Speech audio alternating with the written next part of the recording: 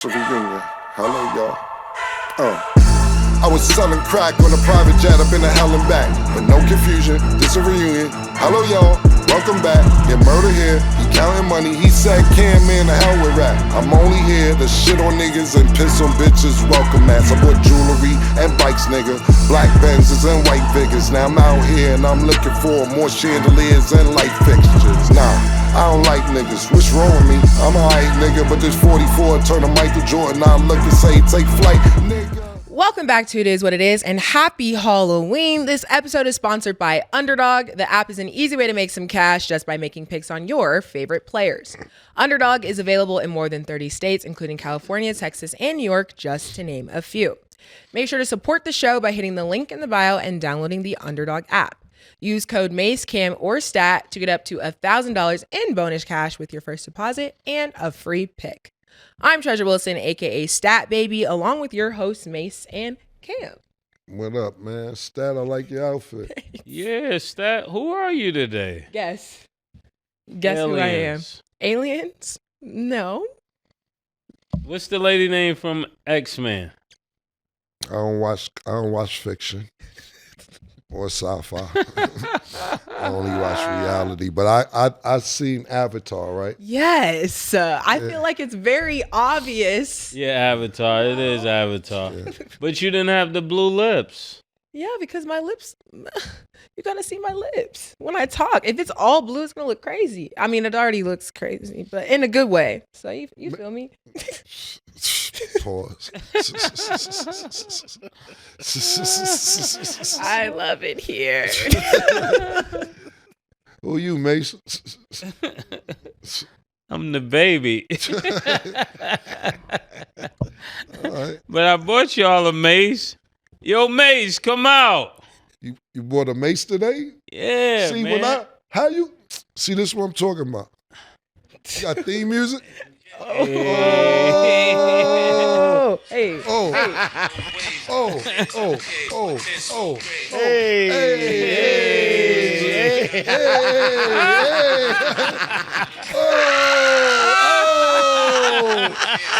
Oh, shit.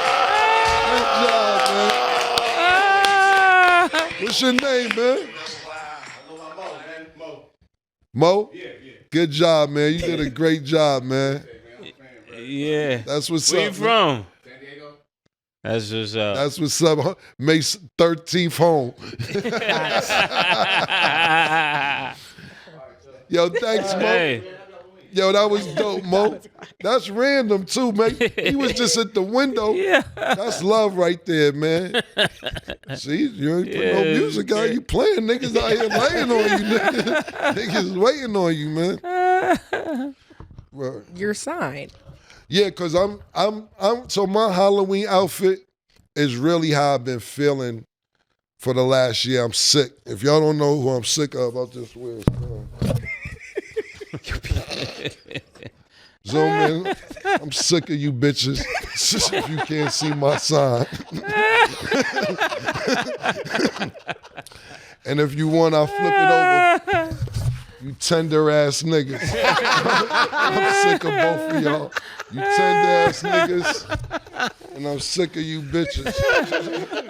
So I just wore that in case you ain't know why I've been sick the last year and a half. Been pissed off, to be honest with you. So I'm gonna wear this throughout the show because this how I really been feeling for the last couple of years. That is hilarious. Yeah. Crazy Halloween. Crazy way to start off the show, to be honest. But hey, this is how we're all feeling, I guess. So. Yeah, man. Okay, so let's get into our NFL predictions. Obviously, tonight is Thursday Night Football. The Texans will play the Jets. We know now a key injury is Stephon Diggs, who will be out for the season with the torn ACL. Mase, who wins this game? Man, tonight on Halloween, I'm just gonna have to go with the Jets to win at home. It's in a close, spooky Halloween game. I'm going with the Jets. I gotta go with the Jets. Not I have to, but that's where I'm leaning towards.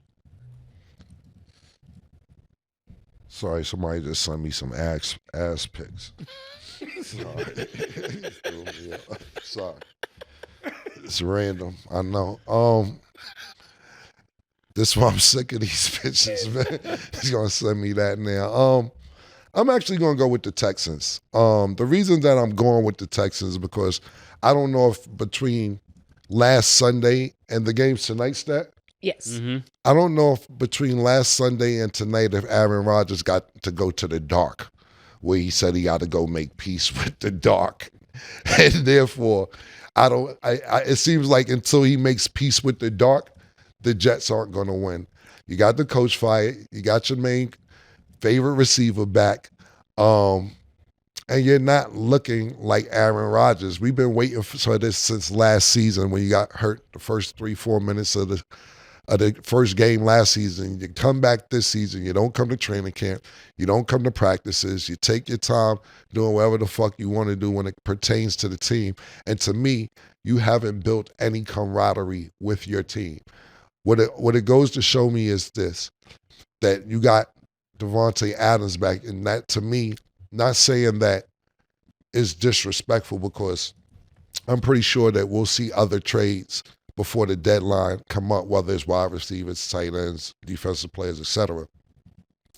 But this speaks to, I don't really fuck with y'all niggas talking about the other receivers, because if you looked at that first game, not last week's game, the first game, everything, the first 4 out of 5 passes to Davante, and they wasn't even clicking. They wasn't even on the same page. Davante living at his house. You got what you wanted, and you still haven't won.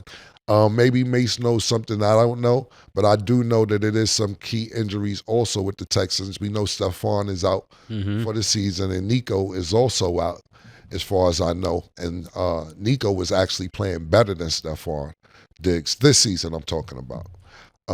So I'm still going to go with the Texans until the Jets get out this funk that they're in.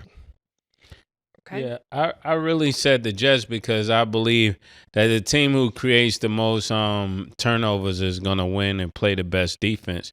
And I just think that'll end up being the Jets defense that'll bail Aaron Rodgers out. That he won't have a stellar game, but I'm not going to say he won't have a stellar game, but I know the defense probably will bail him out. Okay. And then on Sunday, the Broncos will play the Ravens. They're both at a 5-3 record. Mase, who do you believe will come out victorious? If I'm the Ravens or the Broncos, that's easy. The Ravens, right now, outside of the Chiefs, I'm looking at the Ravens and the Lions. Those are the two things that are on my radar. The other teams are not in that conversation just of yet for me. So when I look at the Broncos, they got tough defense, but I don't think they'll have enough to stop the type of firepower pause that'll be coming from the Ravens. When you got Henry running well, you got Lamar Jackson doing these things, and they also are a tough team on defense. So, I'm gonna go with the Ravens to win a tough game with tough defense from the Broncos. Where's the game at? Let me check. It's in Baltimore. I'm going to go with the Ravens because it's in Baltimore. The Ravens actually been disappointing. You lose the first 2 games, you go on this winning streak, and we say, okay, these are the Ravens that we need to see. And then you lose to Cleveland with Jameis Winston. Not saying Jameis Winston isn't a professional quarterback, but when's the last time Winston started a game?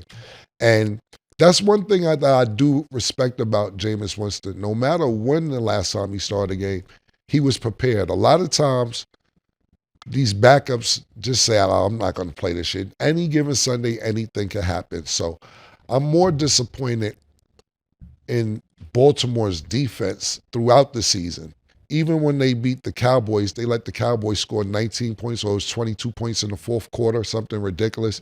And even this last game against Cleveland, you're up. I forget what it was. Maybe you're up 3 or 4 points. And your secondary let Jameis Winston throw a 40-yard touchdown with the game on the line. Their secondary has been troubling me all year, and I'm going to go with them purely because it's at home.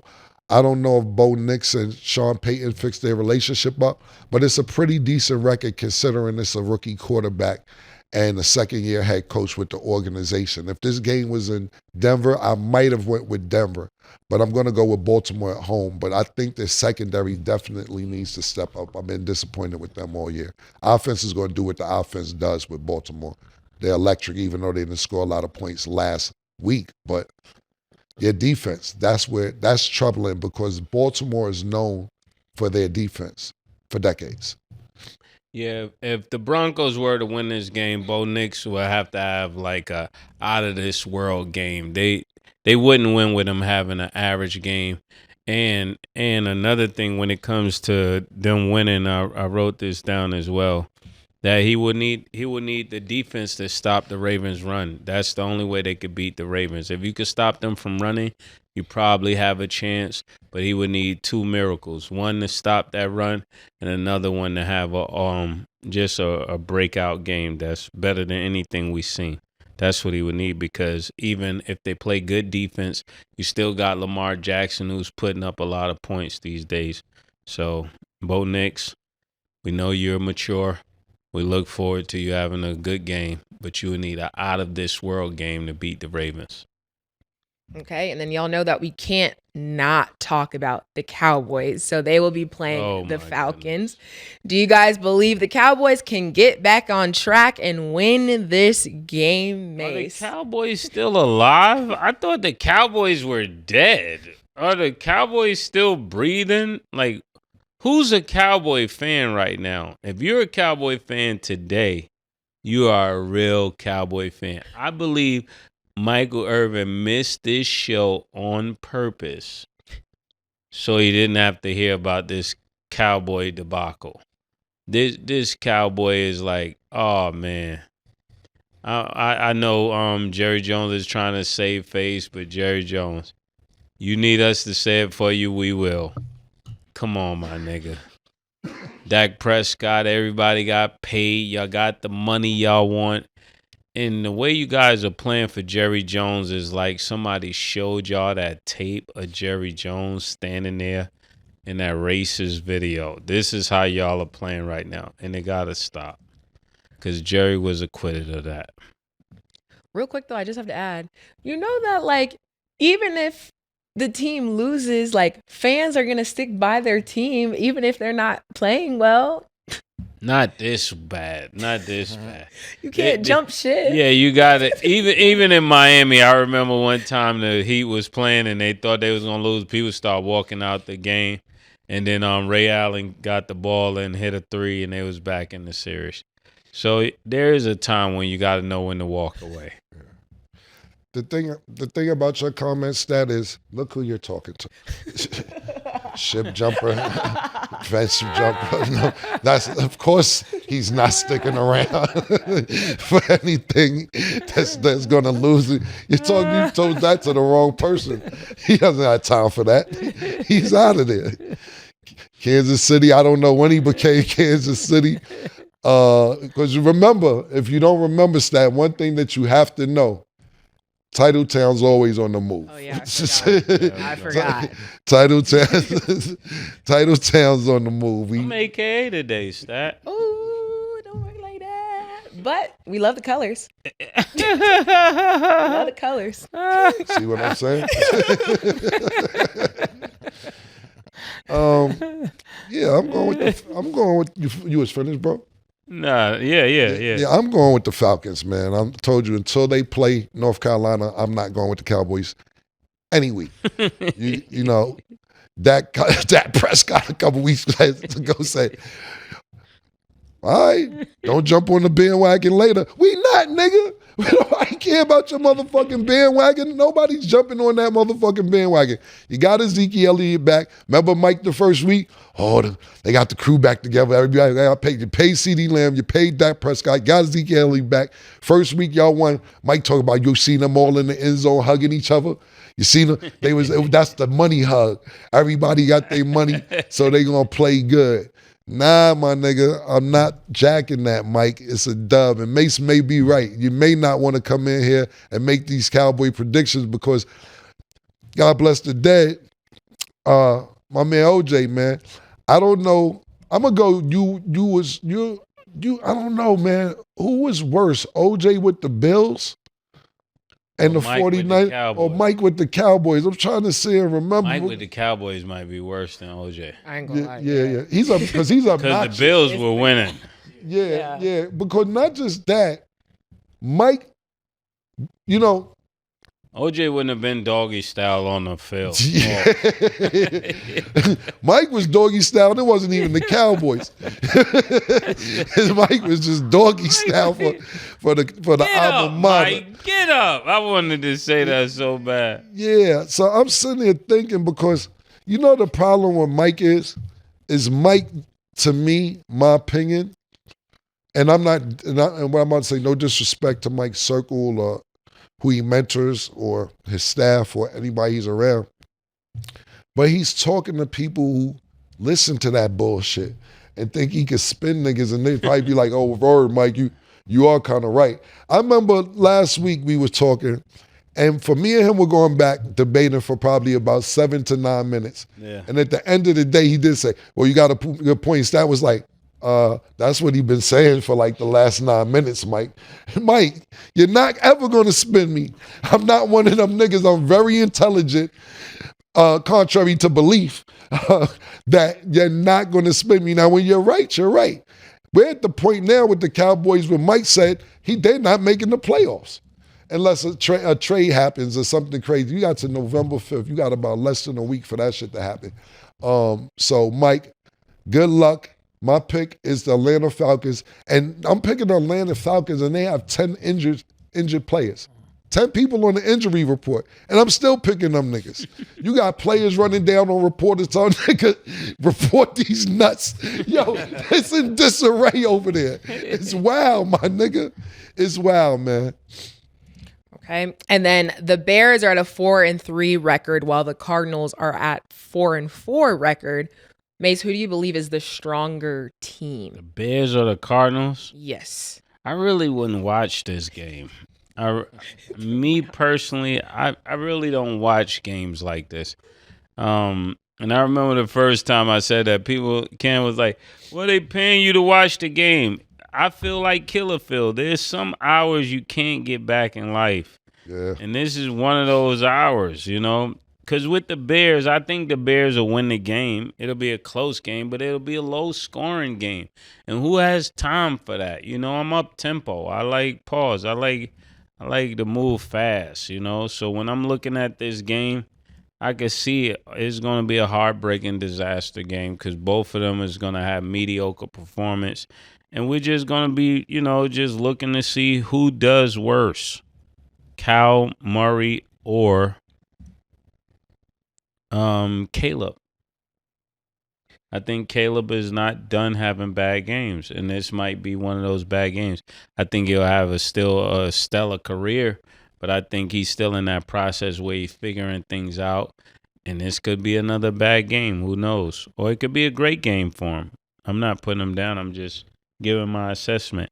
And when it comes to Kyle Murray, I just don't have no faith in that just yet. This is interesting game, and Mase is correct.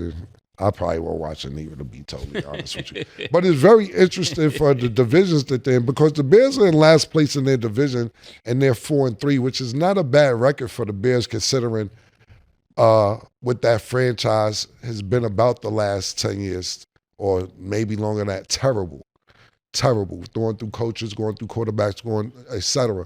So, with Caleb Williams there, it does seem stable, but being in the NFC North, which they're in, that division is it's a great division. You know, we have at the top of that division, we're looking at the Detroit Lions at 6-1. We're looking at Green Bay at 6-2. We're looking at the Minnesota Vikings at 5-2. The Chicago Bears are actually 4-3. Then when you sit here and go to the NFC West, with Arizona, they're 4-4 and actually lead the division. So they're ahead of San Francisco and Seattle and the Rams, of course. They all have the same record, but the Cardinals are in front of both teams.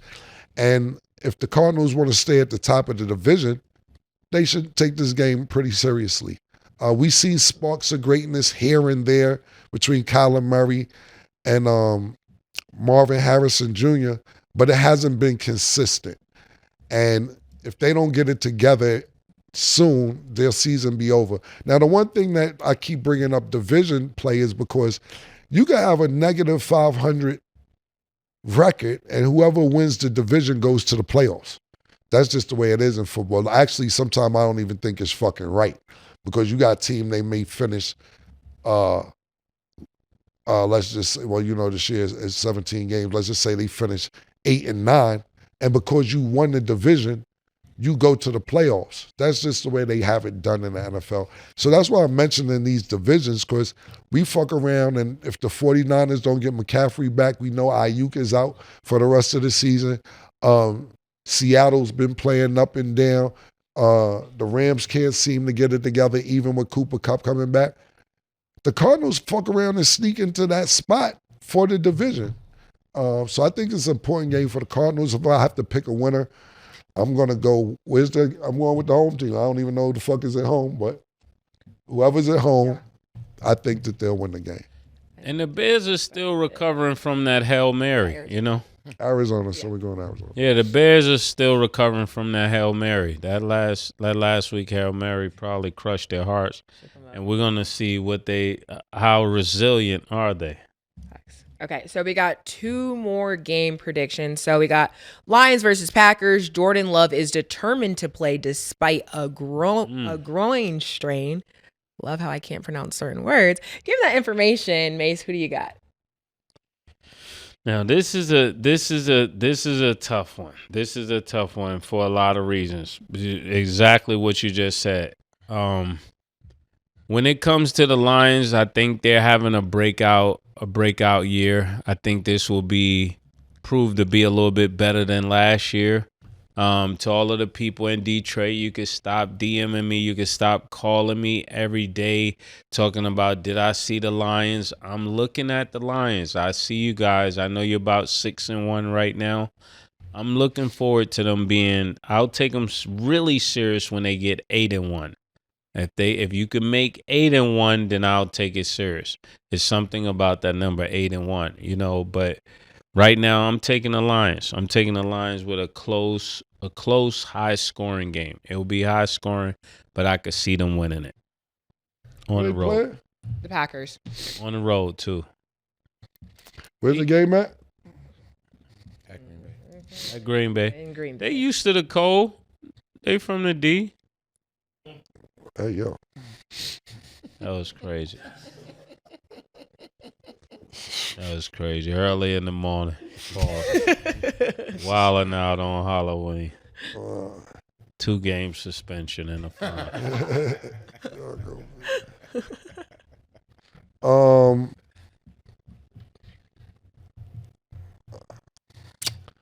I'm definitely going with the Lions, whether Jordy Love plays or not. The Lions, to me, right now, are where I had Baltimore last week, where I was saying that Baltimore might be the second best team in football after Kansas City. Mm-hmm. I replaced Baltimore with the Lions as the second best team in football right now at the moment. When they did lose that one game, it looked like, okay, they're not ready for the task. But after sitting there putting up 52 points last week, and there was a lot of defense. It wasn't even a lot on offense. I don't even know if Goff had 100 yards, if I'm not mistaken. I have to go back and look at the stats. But it just goes to show that all 3 phases are clicking for the Lions right now, and I'm ready to have them as the second best team in football right now at week 8. So I'm going with the Lions. Yeah, that makes a lot of sense, because it seemed like when I first started watching the Lions, I was looking to see if Goff was going to be accurate, and it seemed like he's been decently accurate time after time, and they got 2, great running backs that are running really well at this point. So, what's the name? Montgomery and Gibbs. They've been running really good, and I think there'll be too much for the Packers. It'll be a close game, but they'll win it. Real quick, before we move on to the next game, I wanted to ask your opinion because I wanted to actually bring it up when we talked about the Bears, to be totally honest with you. And I know I'm doubling back right now. But what do you think? Do you think that number 29, Tyrese, however you pronounce his name for the Bears, should be suspended next game? Like, so we have Richardson who's benched for saying he's tired. I don't know if you've seen the end of the game against Washington when he was taunting the crowd, laughing. Oh no! Did you see it? So he is at the end of the game on the hike to the Hail Mary when they're about to hike. He's talking to the crowd. He's saying he's doing all. I'm not even exaggerating. Y'all lost. Yeah. And this is so the ball's hiked. Yeah. He's still talking to them. He looks up. He's like, okay, Jaden's still scrambling. Yeah. He's like taking his time. Jaden throws it. He's the one who actually tipped it back for them to win the game.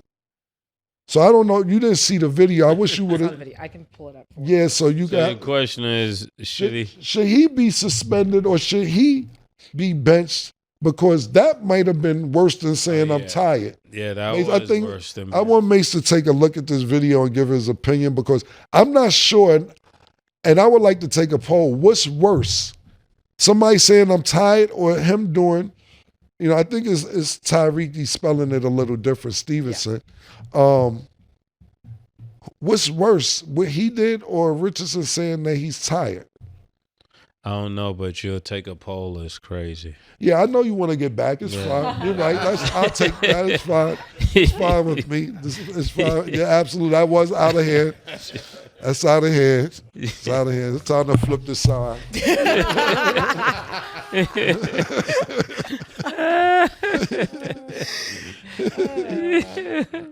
That's actually a good question. I'll just give my input. No, this is definitely worse. Cause at least when said he's tired. Take a look at it a couple times. I watched it 5 times. Stack, give your opinion while Mase analyzes this, because I need him to really pay attention. Watch it 2-3 times. What do you think, Stack? It's bad, and that's an embarrassment because, like we always say, anything can happen on any given Sunday. You giving up and wanting to make your remarks taunt people, like you were a big part of why you guys lost the game. Right. And they're honestly both bad situations from both parties, just in different perspectives. But nah, you can't do that. Which one do you think is worse, though? Quarterback, Richardson, because you're the quarterback. Like, that's crazy. Right. Like, what do you mean? But both are bad situations. But Mase, what do you think? Yeah, but this is wild too, because he's playing too much, and the game is still time on the clock. Yeah, you play your whole 60 minutes. You don't play 59 minutes and 58 seconds. And then they end up being the one that tipped the pass is crazy. Right. But you're going with Richardson. Is worse? Yeah, Richardson is still crazier than that.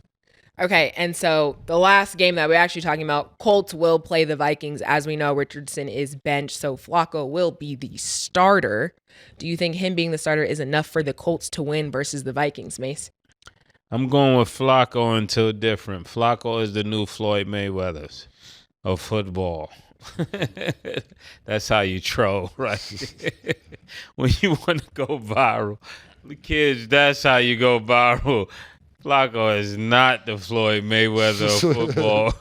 But shout out to Flacco just to come off his couch and do what he's doing. Pause is insane. I'm going with Flacco until different. I will say that. It seemed like he done figured everybody out.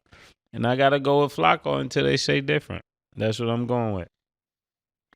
I'm actually going to agree with Mase with this and go with the Colts. I think that Flacco is in a position, to say, all right, I know niggas got rid of me for Lamar Jackson, but don't act like I ain't better than half you niggas. I don't care how old I am, including Richardson. I know his business, and we have to get the young rook off the. Well, he's not a rookie anymore. The young fella, his snaps and his reps, et cetera, during practice during the week. But if you want to win games, this is the right decision to put Joe Flacco, in my personal opinion. I think Minnesota had a great start, and now we're seeing what's about this not going to be a great middle of the season for Minnesota, my personal opinion. We have to applaud Sam Darnold, what he's doing. We already know what Justin Jefferson brings to the table. Outstanding, elite. But I think Flacco got something to say. I'm Team Flacco. It's no disrespect, but I ain't talking about ASAP. I'm talking about Flacco down there in Indy. Yeah. Yeah. Okay, and then last football topic before we go to break. I thought this was very interesting. So there is a tweet that said, Anthony Richardson is 22, benched. Bryce Young is 23, benched. Trey Lance is 24, benched. Justin Fields is 25, benched. Will Levis is 25, benched. Zach Wilson is 25, benched. I see where you're going. Mac Jones, 26, benched. Kenny Pickett is 26, benched. A lot of young quarterbacks, I would say. Do you guys feel like the league has a quarterback development issue? They could fix it easily by letting everybody go to Miami. You could play for 9 years at Miami. Yeah. Then everybody can come in the league mature. What do you think about that, Stat? Not 9 years, but I think people should be playing the full 4. That is a great you said point. 14? 4 years. 14. 4 years. I think there is something going on with these quarterbacks because they're not producing like quarterbacks used to produce. And another thing is that I think they're being put in the wrong position, too early, because quarterbacks used to, a lot of the greats sat behind other people, watched the game for at least 2 years, 2 to 3 years, and then they got their shot. You know, they're trying to just drive people and throw them out there. And this game doesn't work like that. They're playing against grown men. This is not playoff college football. This is real football. Everybody is 2 times faster than the way they was playing in college. And I think it's showing in all of the quarterbacks, QBRs, and their completion rate is showing that this is a different league. Yeah, I think the question with Stat asks is it a player development problem? Yeah. Quarterbacks. Yeah. Yeah, I mean, if you're sitting there saying development, absolutely, it's a problem because what it is I don't know because I'm not in the locker room, not in practice with a lot of these teams. And what happens is you got to focus on the season ahead of you. And the quarterback, 9 times out of 10, they act like they fuck with the backup, with the young fella. But they don't want you to take their job. They're going to teach you as much as they could teach you to keep you on the sideline because they want their job. And when it comes to development, I have to ask somebody like, that's why we have people like Michael Irvin on the show because they could tell you what, Troy Aikman did to develop or any quarterback that he played with did to develop. That's a great question for somebody who's been in locker rooms and have experience about that. You know, I remember Brett Favre, when Aaron Rodgers first got to Green Bay, and they were saying, oh, you don't speak to Aaron Rodgers and you don't do this with Aaron Rodgers and Brett Favre. Well, it ain't my job to talk to him. It ain't my job to teach him anything. And he was outright to the media saying this. I ain't got nothing to do with making him get better or teaching him this or teaching him that. And if the quarterback coaches or the head coach or the offensive coach aren't helping him and the starting QB1 isn't helping him, who is going to help him? Now, you can learn from being on the sidelines. You can learn from being in practice. And they drafted you, obviously, because you have some type of skills. But it's nothing like having in-game play as your teacher. Sometimes the best teacher is experience. And if you don't have somebody teaching you and you're not getting experience, how are you going to develop? Same thing. Aaron Rodgers did the same thing that Brett Favre did to him, to Jordan Love. He kind of gave him his ass to kiss. And I understand Aaron Rodgers' frustration because he's been there for however many years and their first round, they never drafted a wide receiver. He's like, when are you going to get me some help? The first round, you go get a backup quarterback? So in other words, y'all are waiting for me to leave. So I felt Aaron Rodgers on that, but that still doesn't help anything for the production of Jordan Love. Now we see Jordan Love looking really, really good this season besides the injuries that he's having, but everybody's not going to step in and be that good. Now, we have somebody like Bo Nix who's playing decent for Denver. You know, he's not playing spectacular. I'm saying he's playing okay. But this is probably a special project for Sean Payton, knowing that he got rid of the last quarterback that he had. So he has to make sure that the quarterback can at least be a game manager, if nothing else, because they're going to be like, he better do all right because you just got rid of the nigga, Russell Wilson. And by the way, not did you only get rid of the nigga, we ain't paying the nigga $35 million while he playing on the Steelers. That money's coming out of our budget. Talking about the Denver Broncos, the Steelers got Russell Wilson for a steal. They're paying him $1.4 million. While meanwhile, Denver's paying a nigga $35 million. You're damn right Bo Nix better be decent, Sean, because this is you, motherfucking, making the person that we did this contract with out of here because you're saying you have something better. So I think the reason like that, somebody like Bo Nix is getting special attention from Sean Payton, and every young quarterback is not going to get the attention Bo Nix is getting. Okay, great takes. We're going to go to break. When we return, we will discuss the Nets. Don't go anywhere.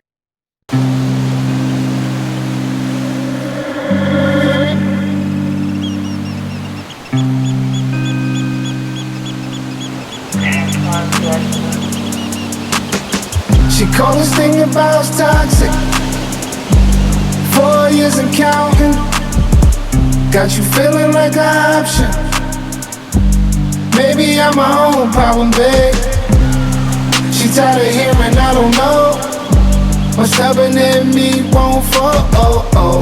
Dealing with this thing called trust. But she really thinking about it. Wanna be free. Why am I in this woman wanna be free?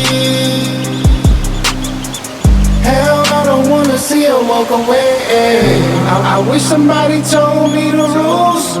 Disagreements let her win, and it's cool. Even when I'm right, this ain't about. Welcome back. Now let's get into our underdog picks of the day today. Thursday night football. The Texans are playing the Jets. Underdog has CJ Stroud at 233.5 passing and rushing yards. Do you have him higher or lower, Mase? How many again? 233.5 passing and rushing yards. Let me just go lower. Just because. I mean, he doesn't have his weapons, and you know, that defense is going to be good.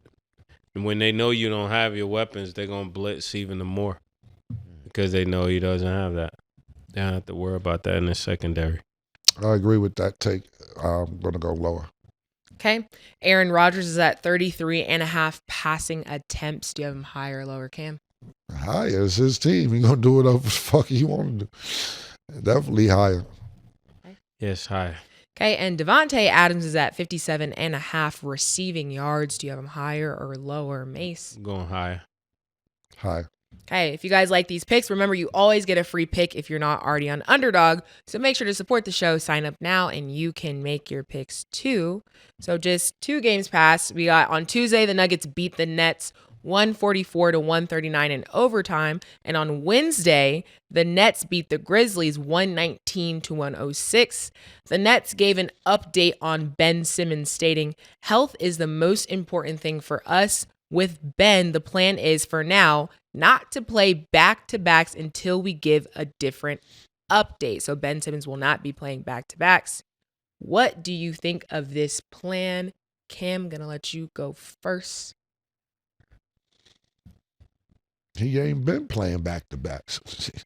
He ain't been playing at all. So I guess if you want to see any Ben Simmons, be happy that you're getting whatever you're getting out of a game or two or whenever he plays. I mean, what do you want me to say? Like, yo, what am I supposed to say? Well, at least we getting something. I don't fucking know. Ben Simmons ain't been playing for however long. What the fuck? I don't know. When Australia said that they didn't want him to play for the Olympic team, that said it all for me right there. The real question to me is this. Who would sign Ben Simmons after his contract is up? That's a better question for me. What team would take a chance on Ben Simmons? Because to me, you know where Ben Simmons might excel at? Is with the Lakers.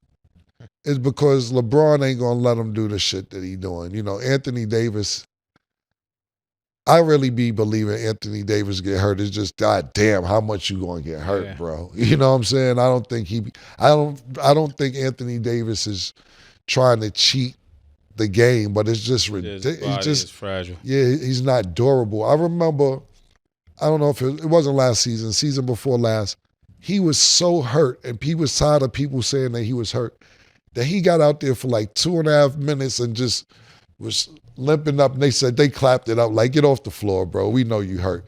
But the fact that he even had to go that far to do that, that's because people are always saying he's hurt. And it was courageous to do that. But Ben Simmons is going to have to be around somebody who he respects basketball-wise, and it's going to get him to want to play even through being hurt. Because if you're injured, don't play. If you're hurt, go ahead and play. Yeah. Man, when we speak about Ben Simmons, there's somebody else that reminds me of that. He just is everything there is just he don't want to play the game. He doesn't. I think it gotta be mental. But sometimes I think it's not mental because it seems like he's setting himself up to get a bigger check next time. He wants to play. He wants to continue to play. And I believe the whole reason we're seeing him play right now is because he knows this is the last year on his contract. But sometimes he acts as if he don't even care about that. So it's a lot of mixed messages out there. If I was a GM, I wouldn't sign him. You know, I would not. I would. Everything in this contract will be it will be like transactional from the aspect you have to do this to get this. You have to qualify to get the money that I would pay you, and I wouldn't guarantee anything. Everything will be with a stipulation and incentive base. I saw him on the sideline cheering his team on. I was happy to see that, but this is a far fall from the grace he was at LSU, or when he came into the Sixers and we thought he was going to be the next player. This is a sad thing to watch because you know it's in there, but pause. He just won't do it. Yeah, I think he got $40 million this year. Yeah, it's definitely mental. Yeah, he's getting, if I'm not mistaken, let me look, because I just was looking at that earlier. Well, actually, last night. Yeah, Ben Simmons is... And all this because he missed a shot? Ben Simmons is going to make $40 million this year. Mm-hmm. He averages 5 points. He averaging trips 5, 5, 5 on 50% shooting. So 5 points, 5 rebounds, 5 assists, and shooting 50%. I'm going to say like my man Young Scooter down with Freeman says, kids, don't give up. He's making $40 million, averaging 5, 5, and 5. Go to the gym and practice. You can still make it. In the words of my man Young Scooter, you still have a chance. Kids, don't give up. Don't give up, kids. Tyrese Halliburton has 0 points a few nights ago. He got $200 million. Kids, stay in the gym. You can do it. You can average 0 and get $200 million. It's still a possibility. Never give up. But as far as Ben Simmons is concerned, I don't, you know, I'm tired of trying to dog Ben out, pause on this show and be rude about it. At this point, you know, we're never saying stuff that isn't true. And maybe we say it like we from Harlem and our tone may be a little rude, etc. But at this point, it's sad because not just LSU, we also forget that Ben Simmons is a 3-time All-Star. Yeah. It isn't like he isn't a 3-time All-Star. He never developed a jump shot. He was playing really good. We thought we had great aspirations for him and Embiid when he was in Philly didn't pan out, and all we see is designer on the sideline and clapping and cheering, and he's a 6'10" point guard. So Yeah, when he's at the runs in the summer, they always showing him shooting jump shots as if he's working on his jump shot, only to come back and look like he's scared to take a jump shot. yeah, and not only that, we also we have to put in perspective too. Is let's not forget he's also a number 1 pick. Yeah. Like, this it's crazy.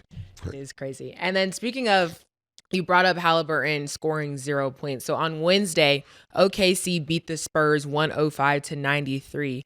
Wemby had a career low of 6 points. So after hearing that, and then just comparing OKC and the Spurs, how do you feel about both teams, Mase? When the Spurs are playing, I heard the commentator or somebody say it looks like they're a practice team or like a practice unit playing against a real NBA team. And I think that is the most disrespectful thing you could say about any Popovich team, because Popovich normally have his team prepared.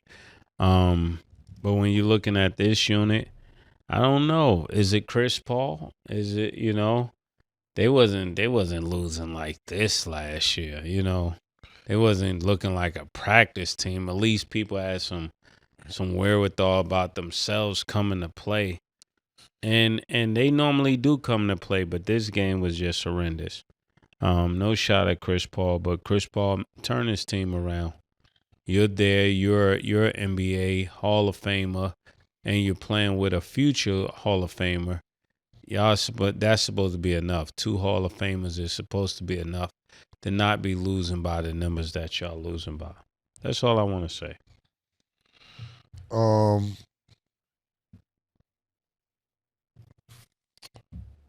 Just looking. I'm sorry to inform you, Mace, but the Spurs were losing like that last year too. This shit was bad. Like, we thought Chris Paul would come make a change. That's my team. No, I mean, at least Wemby was getting crazy, or at least doing better. Well, the thing about it is this, my opinion, is this, and you're right. For them to call any professional team a practice team is bad. That's first and foremost. But what I'll say is this.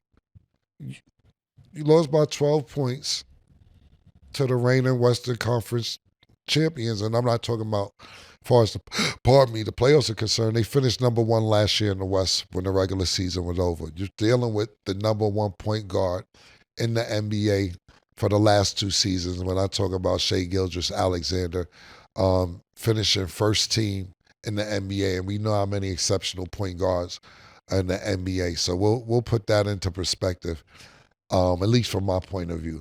But I watched this game. I was going back and forth between this game. And before I get into this, Sin is Mush from Bronx Tale. If you ever seen Bronx Tale, the nigga who walk in the racetrack be like, oh, you're going to win. And then everybody just walks out because they know we're going to lose.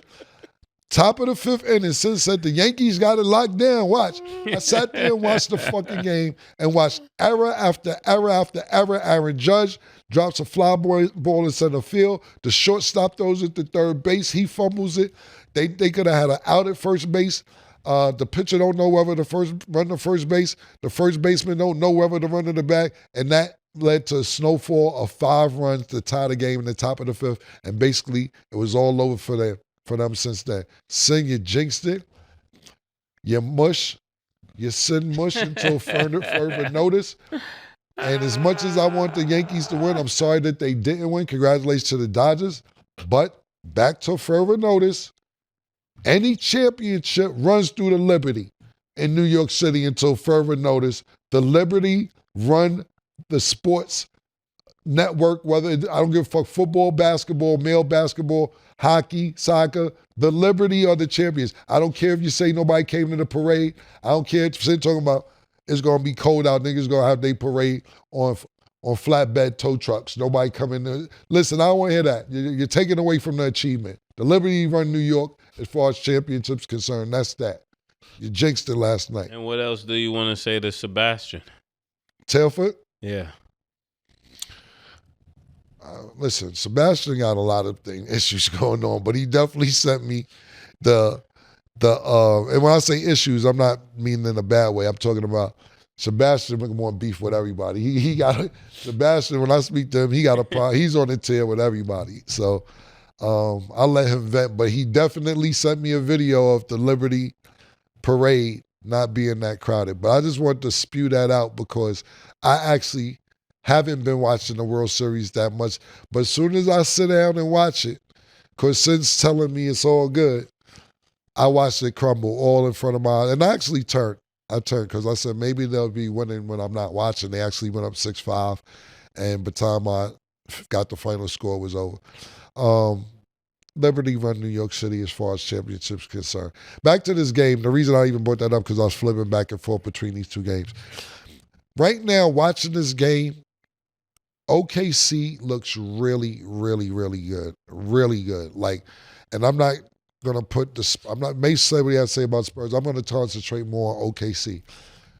You see a clear difference between Chet and Wemby. It was a time during the game, if another player didn't break it up, Chet had the ball and picked his dribble up at the foul line and Wemby was on him. And he didn't find out he passed through and he threw it off the backboard and tried to catch it. Somebody else came and broke it up. Mm-hmm. But if the other person didn't come and break it up, he was being wild disrespectful to Wemby the whole game. Not only that, he played outstanding. He finished leading the game, or at least OKC. He had 19 points. Shea had 18 points. Actually, he didn't. Dort had 20 points.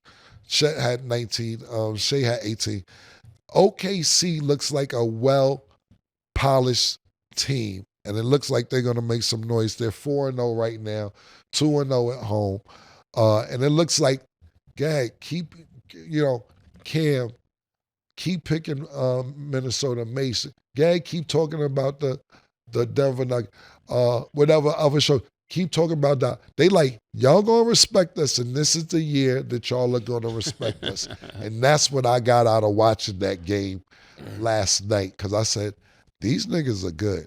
Not only that, you have to think about this. They could be a matchup nightmare when Harstein gets back. When Harstein gets back at Sunday, if you have him and Chet and you move Chet to the 4, this could be a very, very big problem for a lot of teams moving forward. So OKC is somebody to keep an eye on. I know they haven't been in a lot of national games the last couple of years, and people are like, well, how the hell is Shai Gilgeous-Alexander number 1? You will find out this year because they will be playing on TV a lot this year. Yeah, I think their team is really strong. I think they're really missing a third player. The player that they have, he's decent. What's his name? Jalen Williams. Jaden Williams. He's pretty cool, but they're gonna need somebody really, really. They're gonna need him to step up. Not a different person. He's gonna have to do more when it comes to like a Kevin Durant or different people like that. What he's doing today won't be enough for a championship. It'll get them to make some noise in the playoffs, but this is a team that should be the first team to cut the Nets down or to get a ring in OKC. I think they got that kind of team, but he would have to step up. What's his name again? Jalen Williams. Call him J-Dub, though. Huh? J-Dub.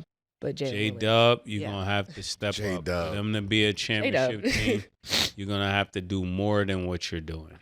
Yeah. Not that you're not balling. You guys are looking great out there, pause. But you're going to have to do more to be a championship team. Because when it comes to championships, it always end up being that second and third person that make the difference on the team. And that's you. Yeah. Make the difference. I like them niggas the way they is. Yeah. Them niggas, like I said, we'll see what happens, because now when it comes to Oklahoma City, they're going to be based upon what they do in the playoffs. We know that you finished number 1 in the Western Conference last year. But to Mace's point, it's basically what's going to happen in the playoffs now. Yeah. As much as I love the people that we been watching the last 15, 20 years, we had no Steph Curry in the playoffs last year. We had Kevin Durant going home, Devin Booker and them niggas in the first round. We had LeBron James and them niggas out in the first round. And these new young guns are saying, we know y'all love them niggas, but you know, it's a new day and age. So if that's who you counting on, that's who you counting on. Now, I do have some inside information, not directly from the source, but I've been hearing through the grapevine that Kevin Durant said he needs his name back this season. And he said he don't like the way niggas been talking about him. And he has a problem with it. And so he didn't tell me this. Sources, reliable sources have told me that they acting like last year he was his lowest usage rate, shot the least amount of shots and still averaged 27.5, and niggas just try to sweep that under the rug. So he says he has a problem with it, and you're going to see a different Kevin Durant. Now, if y'all want to throw the hats at me and say I'm capping and all this again, I understand. But I'm just telling you the information that I got. That has, like I said, that has yet to be seen. But they're off to a good start. But back to OKC real quick. The only two teams that are undefeated are those in the Cleveland, them and the Cleveland Cavaliers, even though that's still an early season. Yeah. Yeah, I'm happy to hear that because KD is my favorite player in the NBA. So I'm looking forward to him showing up and showing out because I don't like when people be putting him behind LeBron and all of that stuff. I'm one of those people that argue for you, KD. So KD, make me look right, pause for real, because Titletown is saying this. This is not just anybody, you know. So when y'all go out there, y'all use Cold Cam, use my picks, but Cold Cam, and you're gonna win a lot of money. You're gonna do well. Yeah, when you say you don't like people putting them behind LeBron, it's crazy. That's 3 today. That's 3 I'm today. sick of these niggas. Flip sign. I'm sick of these days. I'm coming in with the sign. Flip the side. I have 2 quick comments. So one regarding KD. I know it's still early, but I think that we're starting to see that a little bit with the Suns. In an interview, he was asked who he feels like is his NFL comparison. He said the Chiefs because they bring that championship mentality every day. So that's what they're bringing to the table. And then as far as OKC, they have a lot to not even just look forward to now, but for their future. They are the youngest NBA team. Like their starting 5 is 25 and under. Obviously, SGA is 26, but they have a lot to be excited for. So I'm excited for their team and excited to see how they're going to progress throughout the season. But they're already off to an amazing start. And I think even now when we look at these matchups, it's kind of hard to say who's matching up. That's what I would say. Okay. But with that being said, again, happy Halloween to everybody. That is all the time that we have for today. Thanks for watching. And as always, it is what it is.